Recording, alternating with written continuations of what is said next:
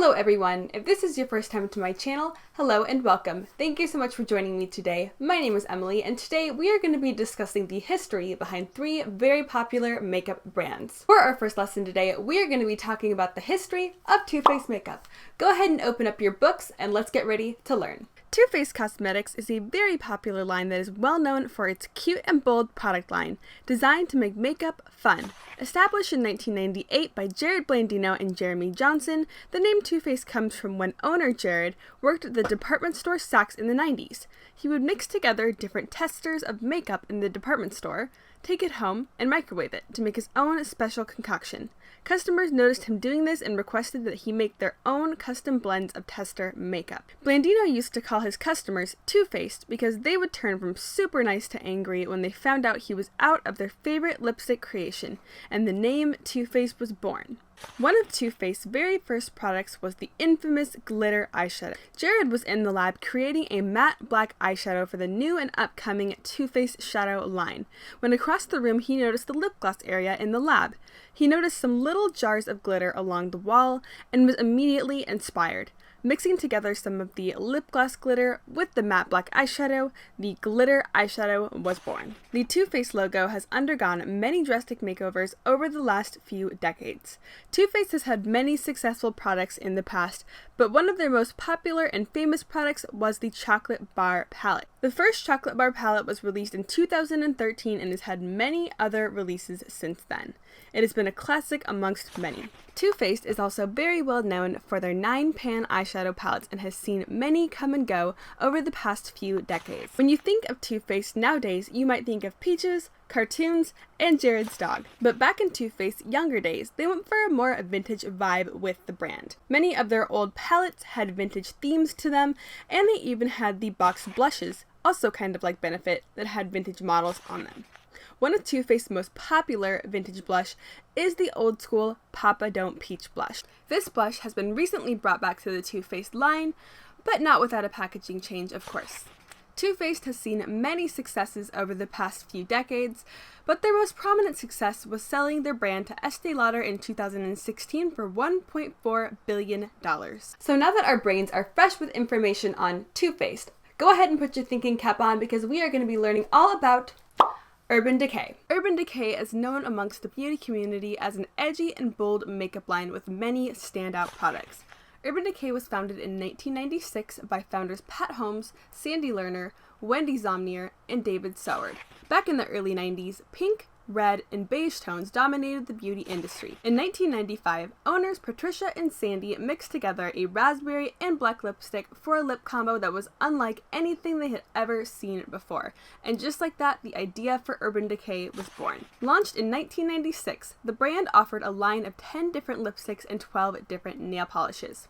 Their color palette was inspired by the urban landscape, with names such as Roach, Smog, Rust, Oil Slick, and Acid Rain. Some of Urban Decay's very first eyeshadows, which would plunge them into popularity amongst the beauty community in the mid-90s, were Gash, which was a metallic brick red, Asphyxia, a hyacinth shimmer with a blue shift, Mildew, a deep green metallic shimmer, and Midnight Cowboy, a pink champagne with silver glitter, took the industry by storm. These edgy, colorful, yet grungy shades were brand new to the beauty industry. Some of Urban Decay's most popular products is their eyeshadow palettes. Urban Decay is the creator of the iconic Naked palette, which launched in 2012. Urban Decay is also well known for their limited edition and collectible Vice palettes, which also launched in 2012. An early Urban Decay ad from the 90s shows off their eyeshadows, nail polish, and lipstick, stating, "Does pink make you puke?" One of Urban Decay's biggest successes was being bought out by L'Oreal in 2013 for $350 million. Urban Decay has continued to be unapologetically themselves for decades, and hopefully many more to come. Now, one more topic to learn about before this history lesson is over. Go ahead and open up your books because we are going to be learning all about Benefit Cosmetics. Benefit Cosmetics is a very popular makeup company that is well known for bringing feminine and cute vintage products into the beauty world. The brand was founded by twins Jean and Jane Ford in 1976. Twin sisters Jean and Jane Ford founded a beauty boutique in the 1970s called The Face Place in San Francisco's Mission District.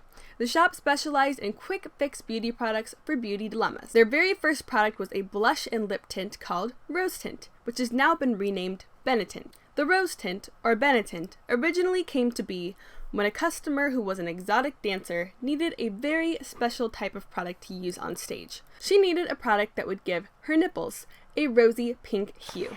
Although Benefit is now infamous for their brow products, the company didn't open its first brow bar until 2003. Benefit has even published self-help beauty books such as The Curious Case of the Brow Dilemmas to aid and teach the average makeup lover tips and tricks on getting the signature Benefit brow. Benefit has always had a vintage look to their products, with pinup-esque models being the face of many of their discontinued eyeshadow and face palettes. Here is one of their early campaign ads showing off their Kitten Body Shimmer Powder Puff. Benefit has always been known for having vintage packaging that has a cute vibe to it. Here we have some fragrances that were released in the mid-2000s that look exactly like a martini shaker. How cute is that? Benefit even sold acne cream at one point in their beauty career. One of Benefit's most popular products from the range is their box blushes.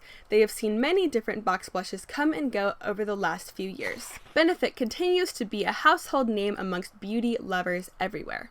So that is going to wrap up this history lesson today on some old school makeup brands that we all know and love, and sometimes not love so much. But what do you guys think of some of these vintage products? Were there any on the list that you guys would want to see come back? Because for me, I saw a few on there that I would really like the brand to relaunch and reintroduce into the beauty community, because I think some of those products were some dang good products that they discontinued for seemingly no reason. But I really hope that you enjoyed today's lesson and that you learned a thing or two about these popular makeup brands. Before you go, I do hope that you consider subscribing and giving this video a big thumbs up if you did enjoy it. I'm doing all sorts of makeup goodness on this channel, and I might have a part 2 coming up for this makeup history series. So go ahead and hit that subscribe button down below. I hope you are having an absolutely amazing day wherever you are, and thank you. Well, that was good timing. I guess class is over, so I hope to see you next time, and I hope you have a great rest of your day. Bye!